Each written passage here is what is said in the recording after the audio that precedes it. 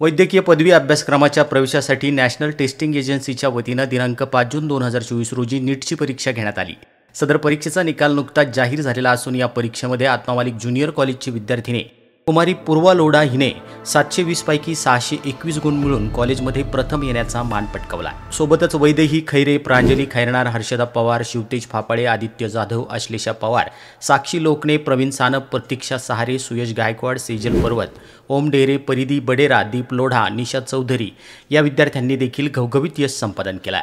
यावेळी विश्वात्मक जंगली महाराज आश्रम ट्रस्टचे अध्यक्ष माननीय श्रीमान नंदकुमारजी सूर्यवंशी साहेब म्हणाले, शैक्षणिक वर्ष 2017-18 पासून नीट व जेई परीक्षांची तयारी आकाश कोचिंग इन्स्टिट्यूटच्या माध्यमातून करून घेतली जाते।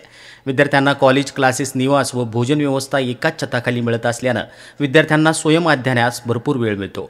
आतापर्यंत MBBS साठी 32, BDS साठी 20 तर पशुवैद्यकीयसाठी 15 विद्यार्थ्यांची शासकीय महाविद्यालयामध्ये निवड झाली आहे। यशस्वी विद्यार्थ्यांचे संस्थेचे अध्यक्ष माननीय श्रीमान नंदकुमारजी सूर्यवंशी साहेब यांनी खूप खूप अभिनंदन केलं आहे। सोबतच शालेय व्यवस्थापक सुधाकरजी मलिक सर, साईनाथजी वरपे सर आणि प्राचार्य नामदेवजी डांगे सर आणि शिक्षकांनी देखील यशवंत विद्यार्थ्यांचं अभिनंदन केलं आहे। आत्मामालिक न्यूजसाठी संपादक सागर आहिरे, कोक्कम ठाण।